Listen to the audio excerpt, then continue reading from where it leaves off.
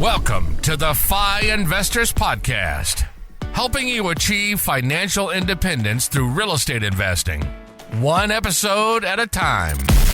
We talk about personal finance, mindset, and real estate investing. Whether you're a rookie or looking to scale your portfolio, we're here to provide you with the tactics and actionable steps to achieve your goals. Here are your hosts, Diego Corzo and Ward Mahoney. Hello, everybody, and welcome to another FI Investors Podcast. Today, I am here with Ward. How are you doing, bro? I'm doing well, brother. Out here in Austin, Texas, living the dream, man. How are you doing? Dude, I just got back from Washington, D.C., again, as we are recording this episode. But since you mentioned that you're in Austin, it is 100 degrees or more here in Austin, so it is hot this next couple of days. It really hit me coming back from Florida. So, but other than that, life is good. I love it, man. Well, this guest we got is Matty A. He's a long time ago Abundance member. He is an investor, started off flipping. From flipping, he scaled his flipping, his portfolio, got into BRRRRs and long terms and commercial, and now he owns a ton of hotels and whatnot. So incredible journey, incredible story, and I'm really excited to watch this one over again. Yes, Matt is he's been one of my very good friends from GoBundance. I met him back in 2014. A lot of people know my story about GoBundance, me being in that room of like 12, 15 millionaires. And Matty A was one of the guys there too. Oh, no way. I didn't know that. Yeah, so he was one of the guys there. And it's been great seeing his journey, seeing him grow through different parts of his entrepreneurship journey, as well for him with his wife as being a father as well.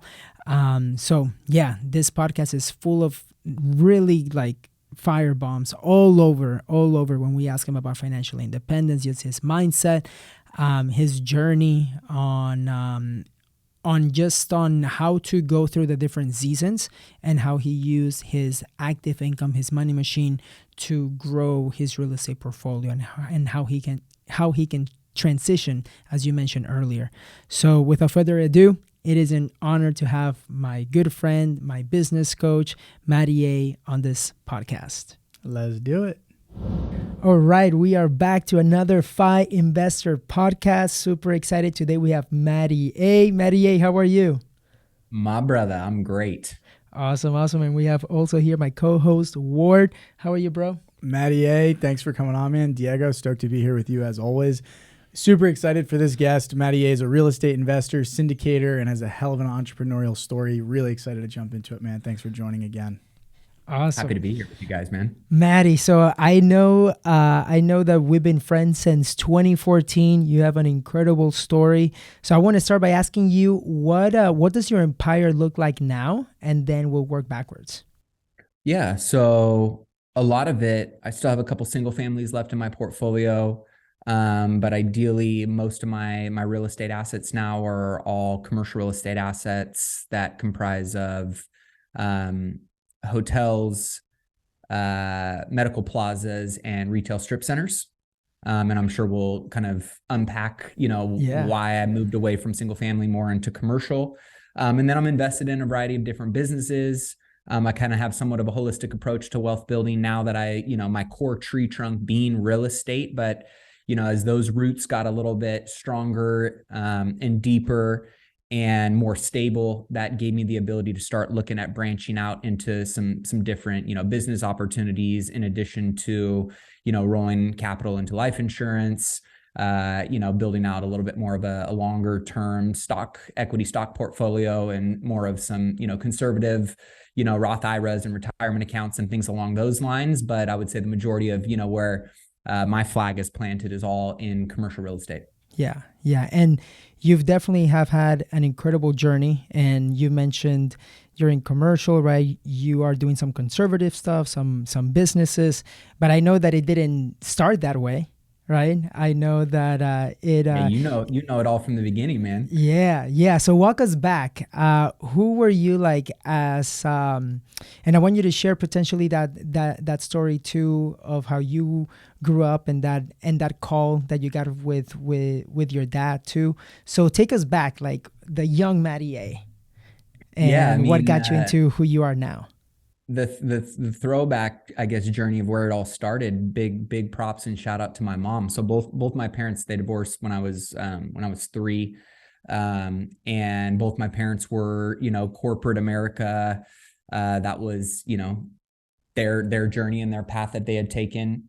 And my mom had always wanted to get out of corporate America. So my mom was somebody that was always going to different seminars, whether it was entrepreneurial seminars or, you know, real estate investing seminars. And so she was taking me along with her to those things when I was like 12, 13, 14. Wow. And I was seeing all these people up on stage, you know, talking entrepreneurship, flashing big checks in real estate, you know, and as a young kid, you're like, man, that's what I want to do. That's sexy. That's exciting. So that little bug and seed was planted earlier on, but really I didn't do anything with it until I graduated from college. And I'd found some, you know, turbulent seasons in my life leading up to that. One in particular, I got expelled from high school for a physical altercation that I got in. And that was like a big wake up call for me, but really it was in college. I'd gotten into, you know, some trouble. And I remember going back to the conversation that you and I were, I think you're referencing was, I was facing some pretty serious, you know, repercussions for what I had done. And I remember calling my dad, and it was one of those, I call them, you know, kind of the ocean moments in life where, you know, your back's up against a wall and you either lean in and do what is necessary to kind of course correct and realign with the path that you believe you want to be on, or you lay down and you just kind of continue going down the wrong path and spiraling in the wrong direction. And of course I leaned into that conversation, but I remember my dad saying, hey, you know, everybody makes mistakes. It's how you respond in those moments that one tells you yourself who you are and what you're made of. And two, it tells everybody else about your character and who you are and where you're going. And so that really was the beginning moment for me of, I said one thing about who I was, what I wanted to achieve, where I was going to go with my life, the audio that was kind of, you know, coming out of my mouth. But the video, the actions, how I was actually leading and living my life were completely incongruent. They weren't aligned. And that day was really the day that I chose to realign with my values, realign with, you know, the audio and the video linking up and being synergistic and congruent. And that led me to finding my first mentor in entrepreneurship. And I ended up working for a guy cold calling. When I got out of jail, I remember I went and interviewed at any place that would potentially, you know, hire me. I was in college at the time, and I decided to take on this role as a cold caller. And so I think I was making like $10 an hour plus, you know, little bonus every appointment that you set. And basically, long story short, I worked my way up over the next 3 years as I was finishing up college to kind of being the right-hand guy for this dude that was an insurance broker. And he had his own little book of business based out of Santa Barbara. And he really exposed me to entrepreneurship and what my potential was. And he wanted me to kind of take over his book of business. And I knew that I really didn't want to do that. So I moved back, you know, with a very expensive piece of paper to Sacramento, and I started interviewing at a bunch of other places. And it was 30, 35, 40, $42,000 a year salaries. And I was like, damn, this is not going to get me where I want to go. So this was back in 2010, post-financial crisis in California. There was foreclosures everywhere. And I was scouring through Craigslist one day, and I saw this real estate mentor seeks mentee. And that led me to basically finding my very first real estate mentor that I interned for. I worked for free for about a little over a year for this guy. And that got me into flipping houses, which led me to my very first flip. And I made over $106,000 on that very first flip. And I was like, man, broke, living at home, have never purchased a home in my life. I just figured out how to flip this first house. I just made this 6-figure check after paying off all my investors. Like, I think this is the path that I'm going to continue to go down. And so that was really what led me through to being full-time focused in real estate investing. And mind you, I was still building up a real estate team, trying to cut my teeth being on the traditional realtor side. And I partnered with another gal, and we started building up our real estate team. And that was doing decently well. And we became, top 1,000 teams ranked by Wall Street Journal in the entire country. And at the same time, I was still flipping houses a little bit. And what I realized was I was extremely passionate about the investing side, the wealth building side, the numbers, the flipping. And I was really not passionate or engaged at all on being a realtor. And so it got to a point in time where I was looking at, the income I was making as a real estate investor and the income I was making as a realtor and the time that was going into each one of those. And I was spending a lot more time, as a realtor, building up my team, coaching our agents, working with clients for a fraction of my total income. And I was spending a lot less time and making like 4 or 5 times as much on the investing side. And that's when I started, looking at the numbers, looking at the time, and also looking at my vision of where I wanted to be at in 5 years and saying, this one, the investing path, makes a lot more sense for me and is way more aligned with what I want to be doing and where I want to be going versus that one. And so I ended up selling out my shares to my partner on that one and kind of pivoted and went all in on, my investing journey and flipping houses. And I'm sure we can talk and unpack a little bit more about, started off in single family, and that obviously, led to different avenues of real estate investing and opportunities. But real estate and walking through that door of the kind of real estate world and everything that comprised of that world really led me on a path that, has brought me to where I'm at today, which I'm extremely grateful for. No, for sure. For sure. And just so that the audience here can understand the timeline, right? So you had your first 6-figure flip when you were 21, 22, right? Yep. And then you went into building a real estate team until what year and how old were you then? So I started my real estate team in 2011 and I exited it in 2015. Okay. 2016, sorry, 5 years in. Okay. At the same time I started, I think my first year I did 8 flips. The next year I did 30. The next year I did more. So it kind of gradually started picking up a little bit more.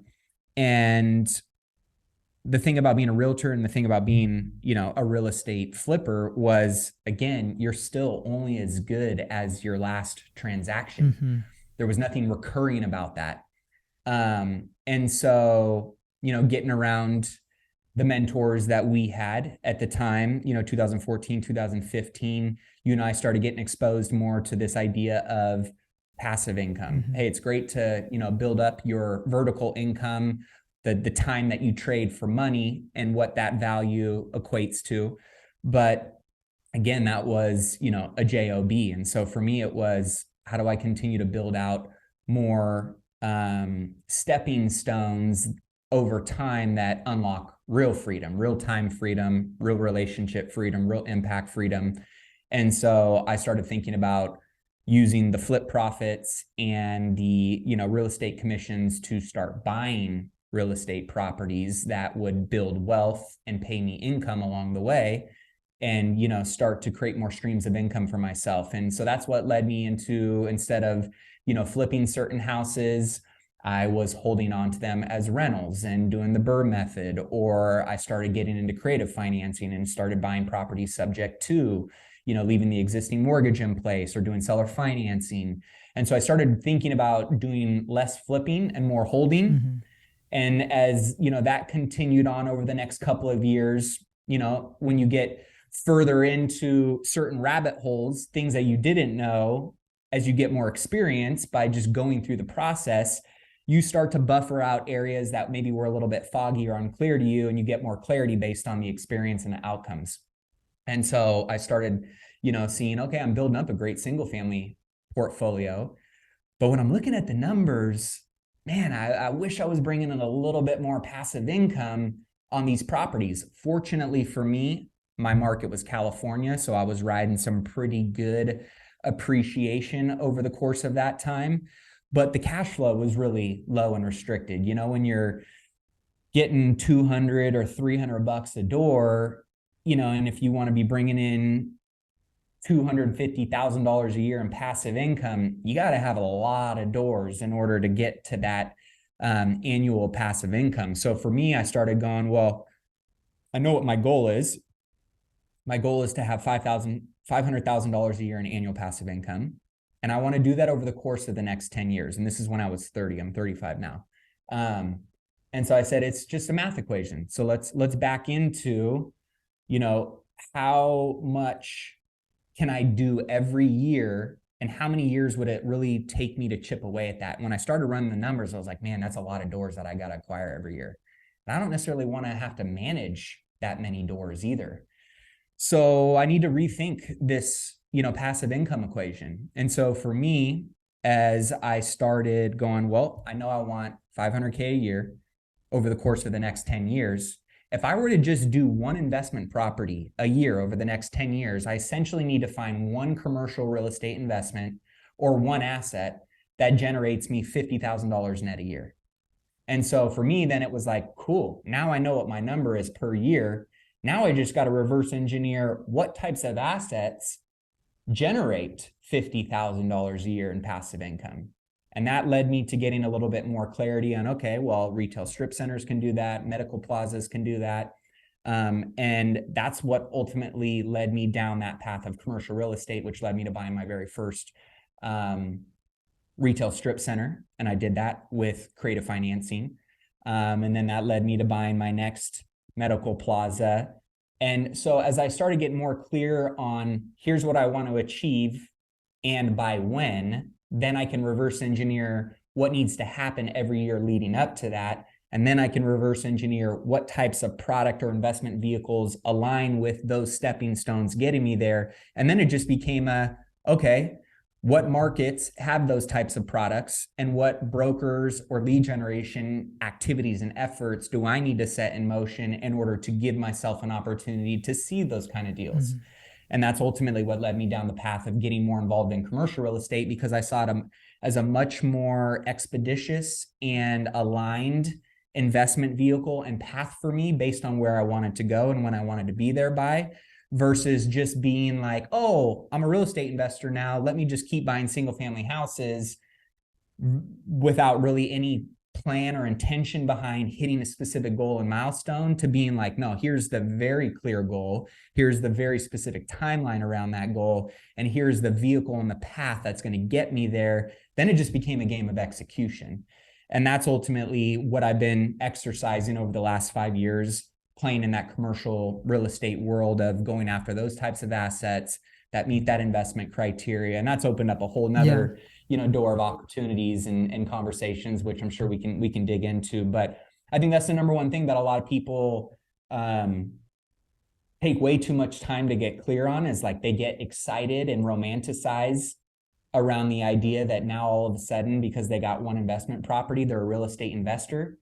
But it doesn't actually move the needle forward on the goal or the lifestyle or the income that they're trying to generate. Mm-hmm. And as time goes on, they get frustrated or disenfranchised with the idea of being a real estate investor, when really, if they had a little bit clearer of a plan and exactly knew what energy and effort was going to be required and what to go after, they would be much further along in their investing journey and achieving those goals, versus just saying, oh, I'm a real estate investor, I'm checking the boxes, it sounds cool, it looks sexy, but really it's not doing a whole lot for me. That's like the doctor who makes $1 million and on paper they look great and they're a high income earner and they check those boxes outside looking in. But when you go and look at their P&L, they spend $960,000 and they're only netting 40K at the end of the year. That might not be, very sexy for a lot of people. So I think it was checking the ego at the door, getting clear on what my goal was, backing into a plan that, I knew would chip away at that goal, and then just playing a game of execution and figuring out how I get there. Yeah, and I feel like, well, number one, there's a lot to talk about on everything that you just shared, because that's like, there's a lot. So really appreciate you, because I know there's a lot of people that will be able to take notes from all of this. But it sounds then that no matter what kind of like, a lot of people want to achieve financial independence, right? But what they really need is, what does that goal look like? Is it $5,000 a month? Is it $10,000 a month? For you, it would be like what, like $45,000 a month, I guess, in passive income to get you to the $500,000 a year.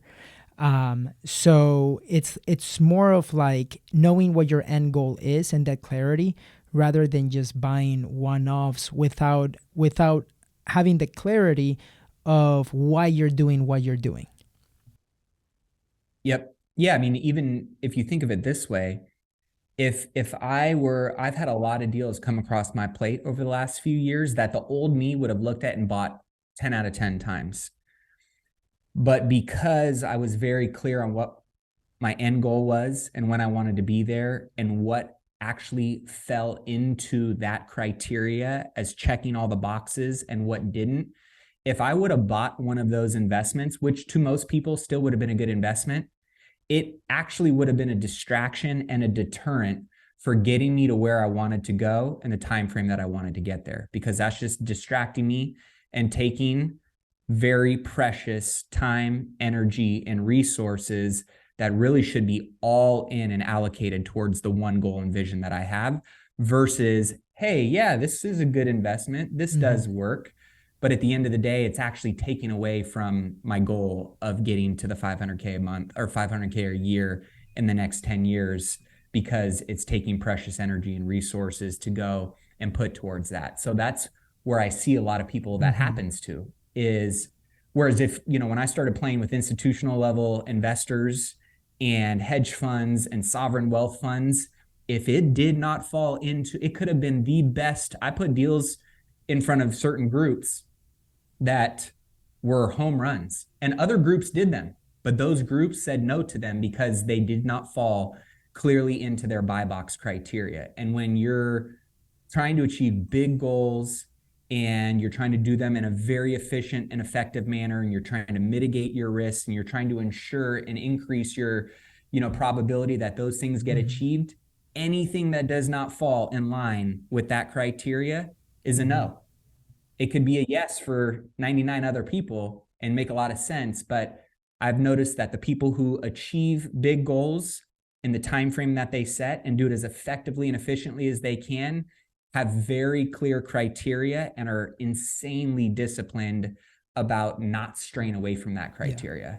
And those groups are generally the ones that are playing on a very large smart money level that most small mom and pop investors don't. And there's cues and clues that you can take from other big money groups that have a lot of experience, that have made a lot of mistakes, have made a lot more money from those mistakes, and have really refined how they want their capital working for them. And I think smaller mom and pop investors can take notes from that, right? Of going, hey, I'm not an institutional level investor, but there's definitely some clues that they're leaving behind in their trail of success that I could use and pull into my own journey.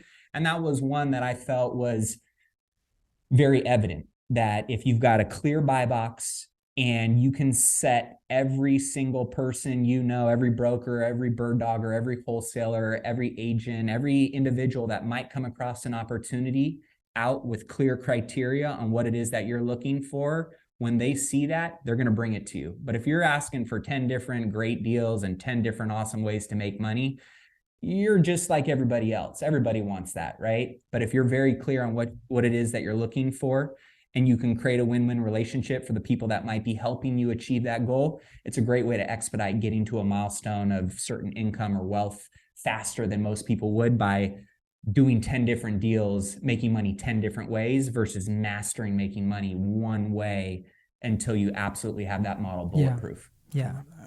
So Matty A, also one of the things that it's really important for, that I have seen in your journey from the beginning, is that you've sort of had your active income, right, has been in a way that you have it uncapped, whether it was on your realtor business or as a flipper. Can you share a little bit about the importance of having what I call the money machine, that you're able to use that, live below your means, right? But reinvest as much as possible. Yeah, I mean, I think you and I are of the same mindset that the goal was always I believe it's way easier to make more money than it is to save more money. But if you can start to do both at a really high level, things can get really sexy a lot faster. And so my goal was always to be in spaces and or opportunities that really had no cap or ceiling on what I could achieve financially. But then the goal was, as our good buddy Tim Rode taught us, the ABCs of budgeting is, make as much as you can, A, minus, limit as much as you spend your lifestyle expenses, B, and have as much left over, C, to invest in things that go out and make you more money.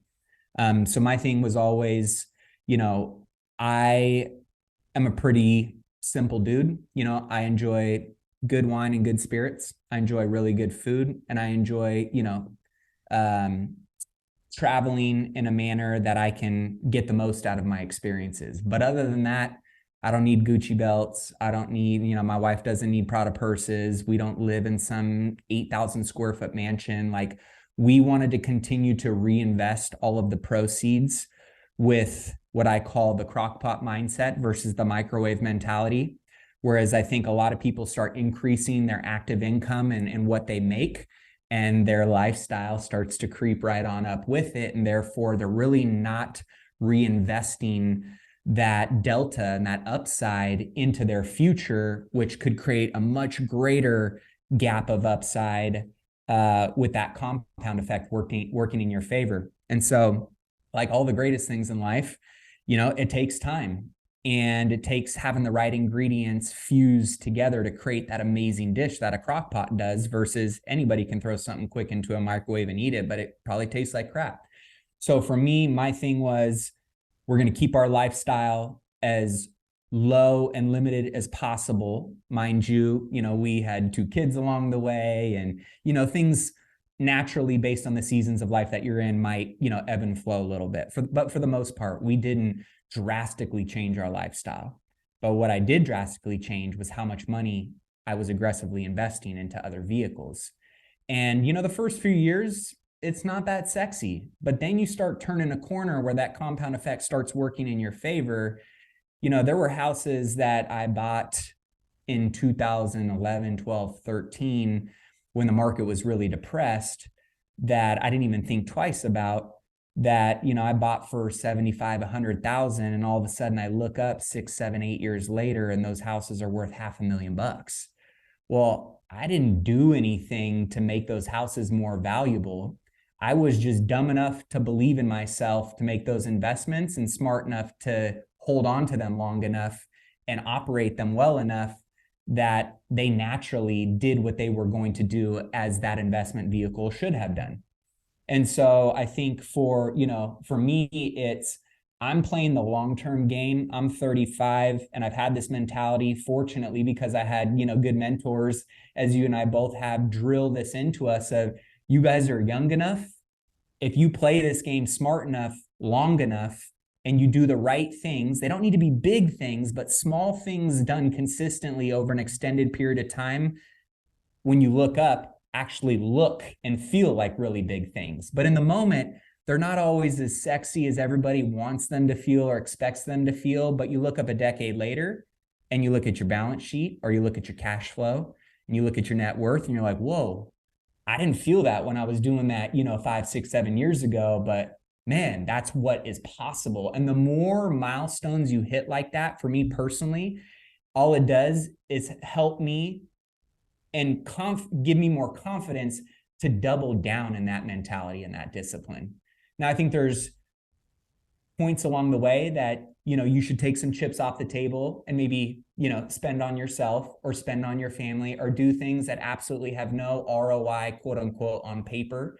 But at the end of the day, I think the people that are diligent and disciplined enough to think about the future and make the decisions based on the future today versus what it is that you feel like you want in that moment versus what it can do for you in the future are the ones who ultimately end up winning big. Those are the people that, most go, oh, they're so lucky, they're so successful, but they don't realize that lightning in a bottle was not a lightning in a bottle moment for them. That was a very disciplined and diligent course of actions and plans that were executed over a long period of time that all of a sudden, to most people outside looking in who have no idea what that entailed, is their lightning in a bottle moment. And so for me, I'm just I go back to like my number one quote that I tell people when they ask, well, what would you say to anybody that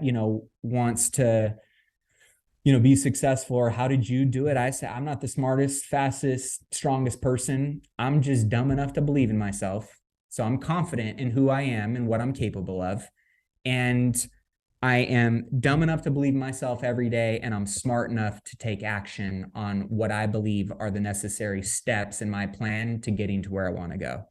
And I'm okay with deferred, gratification and delayed, results, because I've done it long enough now that little milestones along the way reaffirm making those little steps, doing those unsexy things that when you get to certain milestones, God gives you a little wink, or, you get a little, pat on the back when you hit some outcomes that really do validate why you made those decisions. And it makes it a lot easier to make more of those, even more strategically going forward based on what game you're playing and where you're at in your journey. It's sometimes doing those maybe monotonous or like unsexy things, right? But that, at the end of the day is what gives you that success, and is having the discipline to do those things every day, knowing that it maybe at times it's not as fun, but those are the things that once momentum becomes your friend, you'll be able to see results that you wouldn't have had if you were playing the shiny object syndrome and going from one end to another, investing in one thing or investing in another that maybe didn't have your goal. You just were doing it because Instagram told you, or because it was just the next thing that everybody was doing. Yeah, I mean, I think for me, most of what I did in my 20s, a lot of it had to do with I experimented in a lot of different arenas, because there's a lot of different areas within real estate that you can make money. And I think if you're younger, 20s and or 30s, if we're talking about the overall timeline of, I always tell people, like, the way I'm wired is I'll just never retire. I will always be working on something that I'm passionate about, that I feel challenged by. It's the way I feel like most entrepreneurs or people that are big achievers, they want to find ways of continuously challenging themselves and expanding. So as long as I can write a check, I'll never retire. That being said,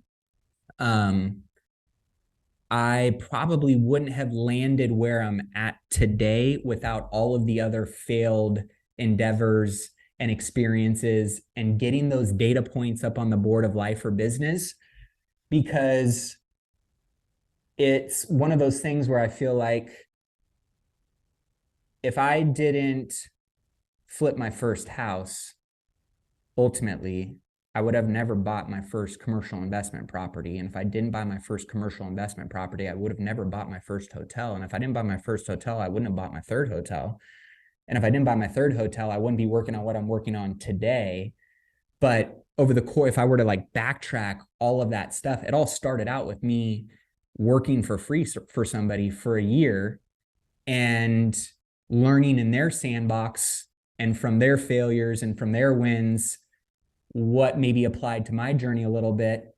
And then I tried some of those things, and then some of them didn't work out, and I failed my way forward to the next thing. And then some of those things did work out, and this one didn't work out, but that one that did work out really actually isn't aligned with where I want to go. So I'm going to scrap that. Like, I'm a big believer in don't stay anywhere longer than you need to or longer than you want to.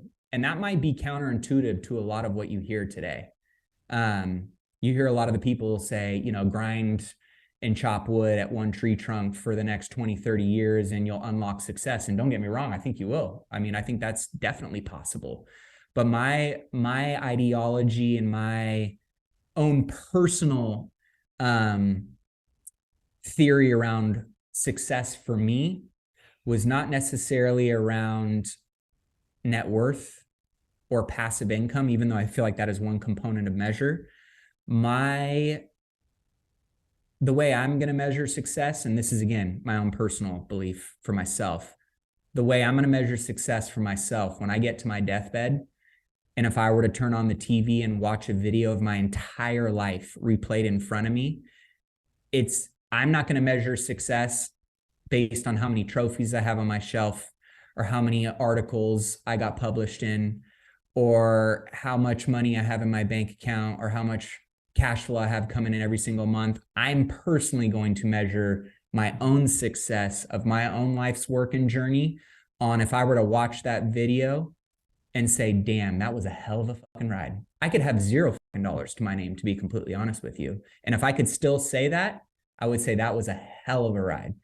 And I made money, I lost money, I made a difference in my own kids' lives, I had a successful marriage, I made an impact in other people's lives. Like, those are the things that I measure success on, not certain accolades and or financial, measurements that I think a lot of people equate success to. And I think that's a little bit of a different mentality than, maybe some of the older generations might have. I think some of the younger generations now are measuring success a lot differently than just money, income, assets.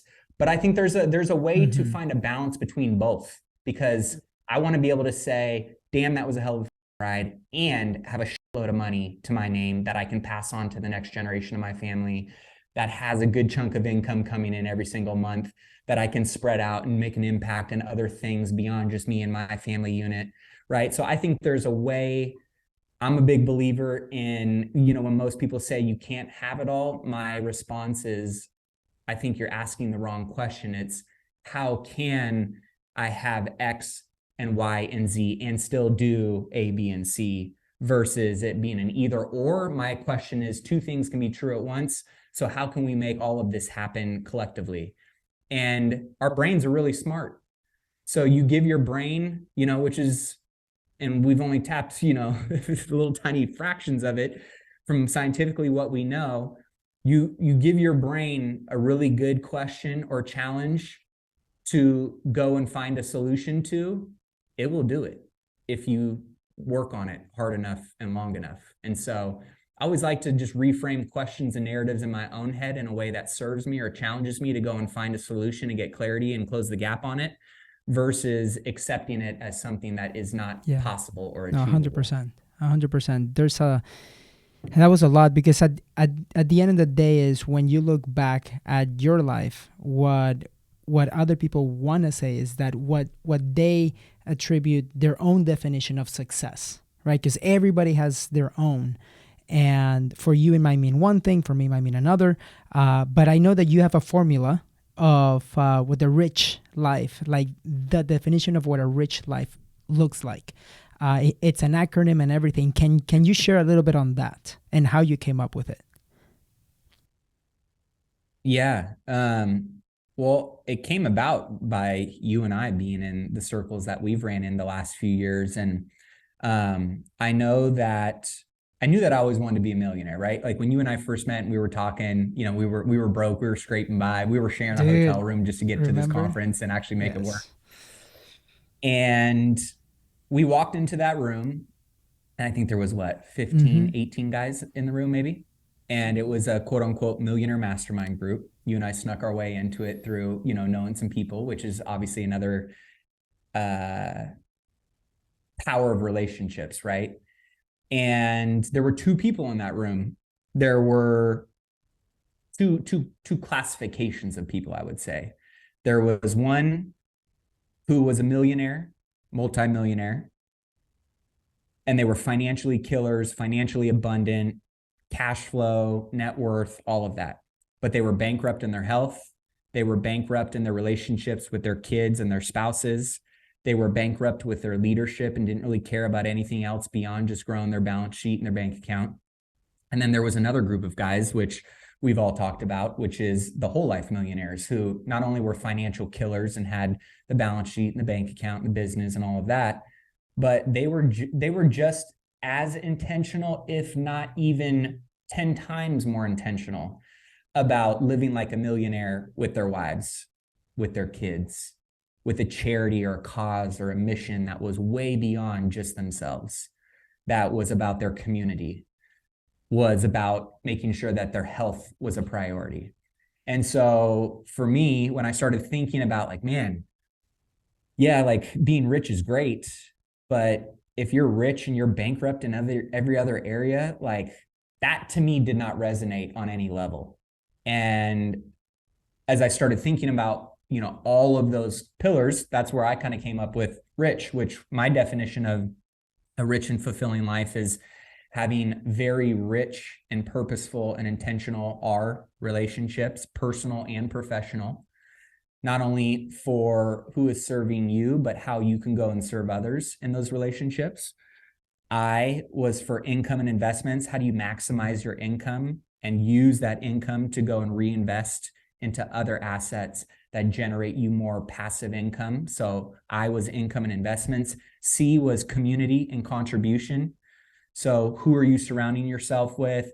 Mentors, masterminds, events, but also, as we talk about the barrel of monkeys, those little plastic figurines, the way those things were crafted metaphorically is the way I look at, community and mentorship. Is I'm selfishly always looking with one hand up to grab somebody that can pull me up to a higher tier. But I also have one arm down that's always looking to pull somebody along with me and find ways of bringing and elevating others up, just as somebody has done to me. And then the last piece was none of it all matters if your health is, shit and you are unhealthy and you're not alive. And obviously health meaning mental, physical, and spiritual. And so my thought was, if all of those areas get prioritized, RICH, you're going to find the collaboration between all of those collectively creating something way bigger than crushing it and one of those individually can do for you by yourself. So that's where the rich life kind of analogy and framework and outline came about. And as I started to get more intentional about prioritizing our personal and professional relationships, my income, my investments, my community, my contribution, my health, mental, physical, and spiritual, looking at that kind of all-inclusive approach, then it became a more of a game of like, how do I find a way to strategically prioritize and work all of this into my day, into my calendar, into my business, that I can create a lifestyle that allows me to touch on each one of these things all the time, instead of it being something that only gets attention when it's failing. And so now when people ask me like, well, what does your weeks look like? What do your weekends look like? My weeks and my weekends, essentially, they're all the same. Mind you, of course, it's a little bit different on the weekends and time priorities shift a little bit. But that being said, 7 days a week, 365 days a year, I found a way to build my schedule, my business, my life. And this takes some time, right? And it's taken many iterations and it changes based on the season I'm in and all that kind of stuff. But that being said, overall, the theme, right, is how could you create a lifestyle, create a business, create a relationship, create a health routine, create a parenting routine, creating a marriage routine, creating an investment routine that you can touch on those things 7 days a week, 365 days a year. I play hard every day. I love my wife hard every day. I love my kids hard every day. I work my ass off hard every day. I go to the gym or find some way of doing physical health every day. I do something mentally that gives me back and replenishes what I need to stay where I want to be at, right? So like thinking about that as I started getting a little bit more of a collective idea of what that pie chart looked like, then I was able to start based on the prioritization. I look at it kind of like a totem pole of, hey, well, my wife and my kids are number one. So that gets prioritized first. My health is number two. those are my two things, my two lead dominoes that if I'm usually in a funk or something's not right, it's something's off with my wife, something's off with my kids, or something's off with my health. If those two dominoes are getting knocked over every day, I've identified those as being my biggest dominoes. Most of the other stuff gets knocked over in the process. But I just went down that totem pole based on the order, and then I started prioritizing and scheduling my life, my appointments, my commitments, my travel, right? Things like that around my priorities.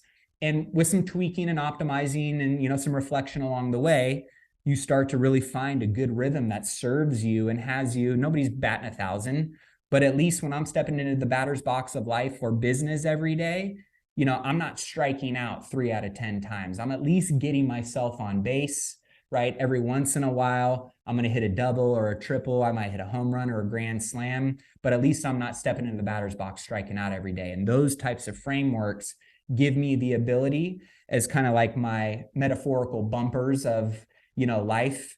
I'm not bowling gutter balls. I'm not bowling strikes every day, but at least those certain frameworks give me the ability to structure my life to where I'm still knocking down pins every day and at least giving myself a chance for sure. to hit a strike. Because at the end of the day, even if you sway down to one end for a little bit, you manage to get yourself back, right?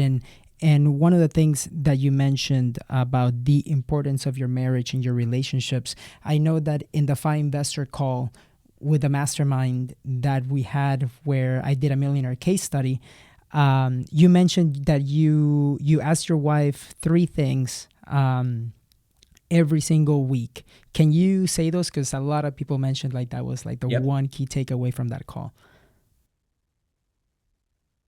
Yeah. And I think, I do this with my kids now. I've even started doing it with, certain key members on my team, employees wise, because I think it's just a good check-in, engage for any relationship, whether it's personal or professional, that gives you unbiased insight into the perspective of somebody else instead of the assumptions that we as humans like to make and or bring to a relationship or maybe an environment. So in the context of my wife and I, it's just 3 very simple questions, and you can apply this to any relationship that you want. It's, what did I do well this week? What could I have done better? And what do you have coming up this week that I can support you in? So, with 2 little ones in our house, and as crazy as life can get sometimes with my business or my travel schedule or some of the things that she has going on, it always is a reconnection point that both of us know we can give honest and unbiased feedback to one another with the desired outcome to be a thriving and strong relationship.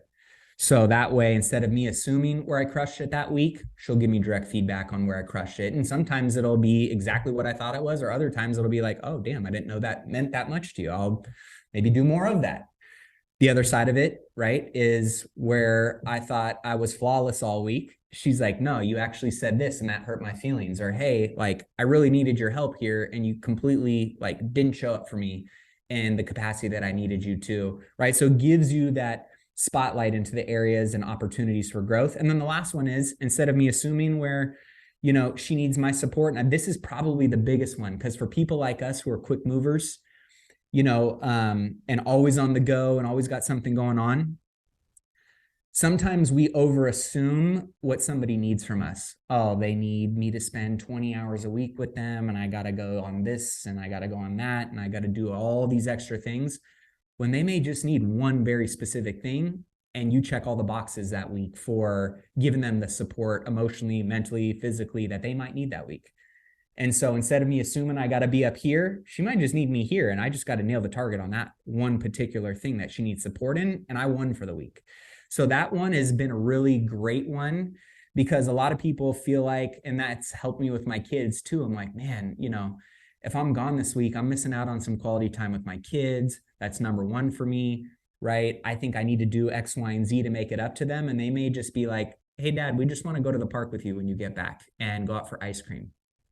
Cool, I can do that, versus thinking that I got to do this and that and all these extra things to make up for it. So that's why I like that framework, because it removes our human assumptions and creates a space for open and honest communication that allow individuals to meet at the middle based on a shared common objective and goal, which is to have a good, honest, open, thriving, productive relationship. And that can apply in your marriage, with your kids, or someone that works for you on your team. At the end of the day, friend, it's more about awareness. Yep. Yeah, because once we know, if you care about the outcome and you're clear on what is required to achieve the outcome, people like us, we get into action.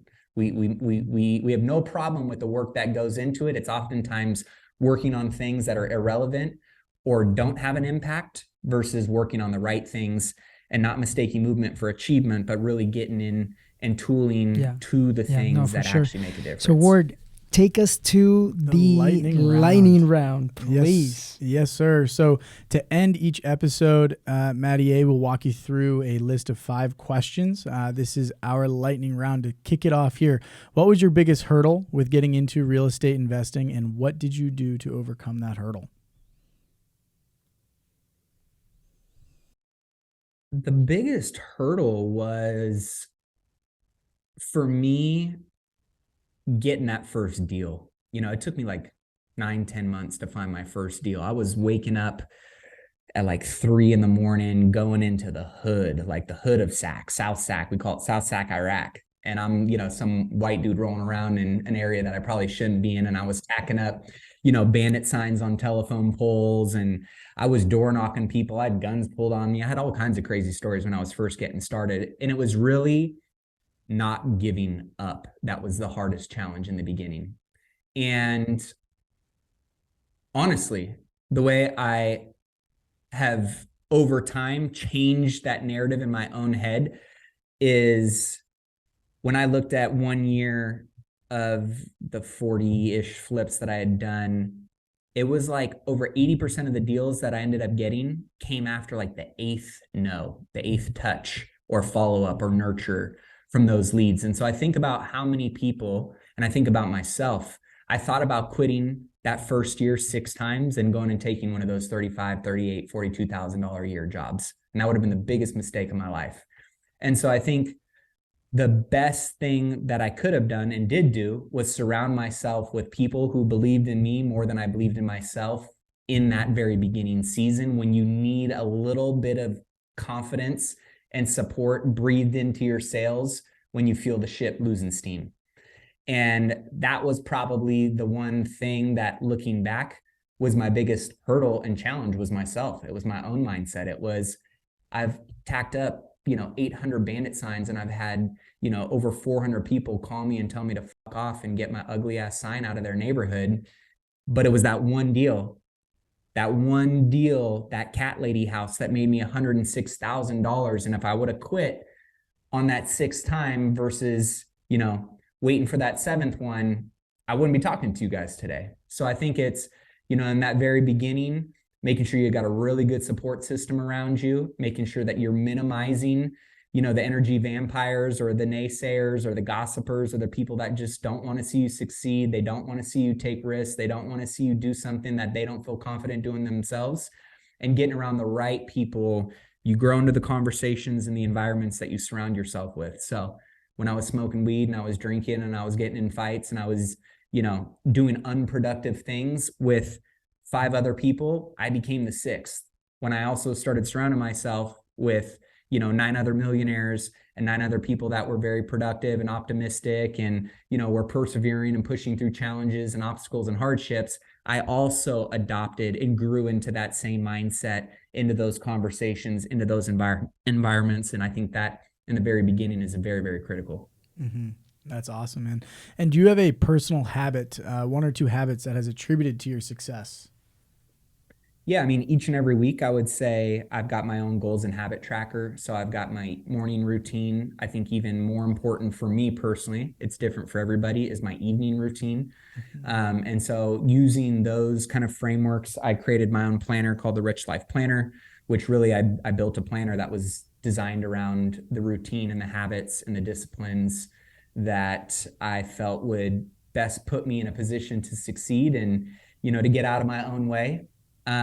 So I'm a big framework guy. Again, I'm not the smartest guy, but I am very disciplined and I'm very consistent.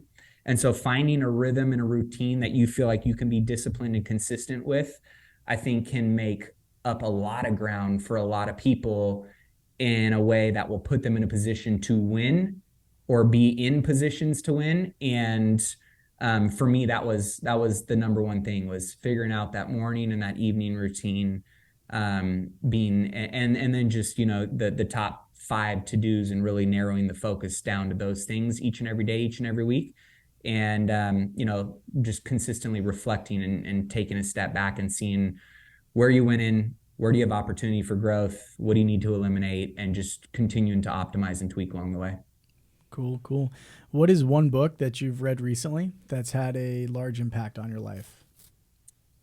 Man, I just wrapped it up and I'm going to reread it again. There's really 2 books that kind of tie into this. One, I shared this one with you, Diego, which is U Squared. It's kind of like Grant Cardone's little 25, 30 page pamphlet booklet that just has some distilled nuggets and wisdom in there. It's called U Squared by, I forget what his name is, something Pritchett. But an even better follow-up to that is a new book that just came out with Dan Sullivan and... Was it Ben Hardy? Yes, and Benjamin Hardy. 10x is better than 2x. And that book, I think, for a lot of people that are really looking to achieve big goals and to get there way faster than you would like to get there or think you can get there, amazing read. Awesome. And if you could go back to your 20-year-old self, what piece of advice would you give to yourself? The number one thing is what I've been saying all along, and it'll be my piece of advice for any newbie, is be dumb enough to believe in yourself and smart enough to take action on your goals. There's so many people that want to talk you out of your goals, talk you out of your dreams. Be dumb enough to not try and get so smart that you feel like you have to figure everything out in order to take action. Just be dumb enough to show up every single day, and be smart enough to take action on the goals and the plans and know that you're going to fail. But if you consistently keep taking action forward and taking those learning lessons or those failing forward moments, back to the drawing board and finding ways to get better, you're going to get better. And you just got to trust in that process. The last thing I would say is probably the other thing is the likability formula. I've gotten, and Diego's a perfect example of this. If people like you, they will invite you to fly on their plane. They will invite you to be a part of their mastermind when you're not qualified to be a part of their mastermind. They will give you nuggets and wisdom or open up their network to relationships that have taken them decades to build because they like you. And so I'm a big believer that anyone can be more likable. And my likability formula that I've kind of comprised is, if you're confident in who you are and what you bring to the table, you don't got to be a know-it-all. You don't have to have all the best skills in the world, but just confident in who you are and what you can bring to the table. And if there are gaps that you can fill in, confidence plus humility. So confident in who you are, but humble enough to know where you fall short, or humble enough that when you win, you're not boasting and bragging, right? That humility component is very relatable and likable to a lot of people. And then the last piece of it is hard work. If you're confident in who you are, if you're humble and show that humility, and you're willing to work your ass off and do whatever it takes to succeed, you're going to open up doors, you're going to open up relationships, you're going to open up opportunities to make money, and you're ultimately going to accelerate getting to a level that most people won't get, or maybe not have the opportunity to get to as quickly than someone who is likable. So the more likable you are, if you are not only likable, but talented and capable, have good values, have good intentions, you work hard, you're confident and can bring lots of value to the table, but you can also be very, very humble, I think you're going to stumble your way into a lucky opportunity that will change your life more so than somebody that is not likable. Damn, Matty A, you're just dropping bombs in this podcast. Gosh. And last one here. What does financial independence mean to you? Financial independence to me, I think there's a lot of different levels to financial independence. The number one financial independence is just is to be free of money, fears and restrictions, right? And I think that's a great milestone and goal for anybody to get to. And when you get there, then you can kind of work your way to what I believe the second level of financial independence can unlock for most people, which is time independence, time freedom. Because then you can start to pay for leverage in your world that gives you the freedom to spend your time how you want, when you want, with who you want. Then by having that ability to have more free time, I believe, at least in my own personal opinion, financial independence can unlock the third tier, which is relationship freedom, which is if I wanted to spend 7 days a week, 365 days a year, because I'm financially free and I have the time to allocate it wherever I see fit with my kids or with my wife or with my best friends or whoever it is, I can go and invest as much of that freedom into those relationships as I see fit. And I think that's a really impactful level to get to, because we as human beings all desire human connection in some way, shape, or form, whether it's in a community, whether it's just with one partner or spouse, whether it's through a family unit, whatever it may be. I think relationship freedom deep down inside is one of the most rewarding and fulfilling emotions, human emotions and needs that we can achieve while on planet Earth. The last one, I think, is when you can do all of those things, then you can really start to tier up to the last one, which most people do towards the later years in their life. And I think a lot of people with financial freedom can do it maybe along the way a little bit more consistently, which would be impact freedom, to then start investing your money, your time, and your relationships into making a difference and an impact that goes far beyond just what financial freedom is unlocked for you personally or for maybe the people in your close circle. So that's what financial independence means to me, is to climb the ladder of freedom that goes beyond just serving yourself at a really high level and seeing how far that ripple effect and impact can be. Wow. We're both like, wow. That was impactful, Matty A. And I want to respect your time, Matty. So this has been amazing. You have dropped so many gems in this podcast. You've been my friend since 2014 when I met you, my business coach for the last 3 years. You've seen me grow. I've seen you grow. And it has been amazing. And I just want to say one quote that I got from you that I heard back in like 2016, 2017 was, don't compare your chapter 2 in life with somebody else's chapter 10. Because comparison, right, is the thief of joy. And I've always remembered that just because it's so easy to compare, especially when we're surrounded by ourselves with the millionaires of GoBundance, right, and everything. When we were first getting started, that's a quote that really helped me throughout my journey. So thank you very much for that.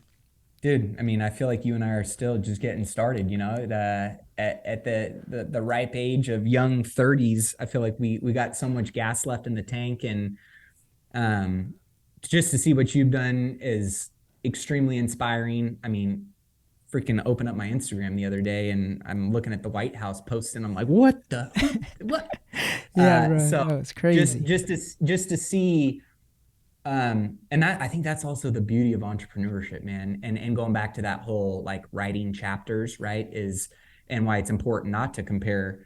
So many people start comparing their chapters to other people and start getting in their own head of how they'll never achieve that, or, you know, how they're, you know, not worthy of achieving those things. And ultimately it prevents them from ever getting started or ever taking action.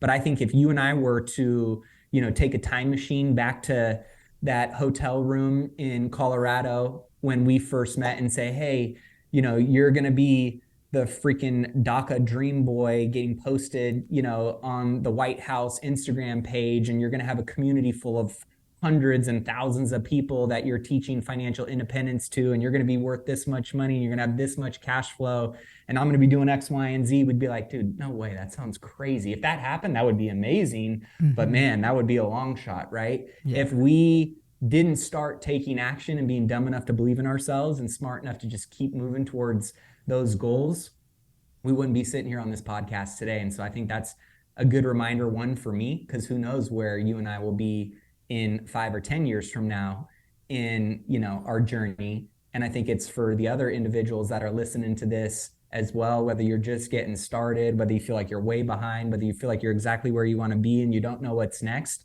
It's, to continue to stay in motion around the things in life that you have taken the time and invested the energy into getting clarity around that really means something to you, and just keep moving in that direction, as big or as small as it might feel at certain points along the way, trusting in that process and knowing that certain dots are going to get connected, certain relationships are going to come into play, certain challenges are going to force you to level up and become somebody that you weren't, before because of that challenge, and just keep body in motion, stays in motion, keep moving in that right direction. And I think that's a good reminder. Yeah, no, thank you. Thank you, Matty. And if people want to learn more about you, where can people reach out? I know you have a podcast as well. You have your planner.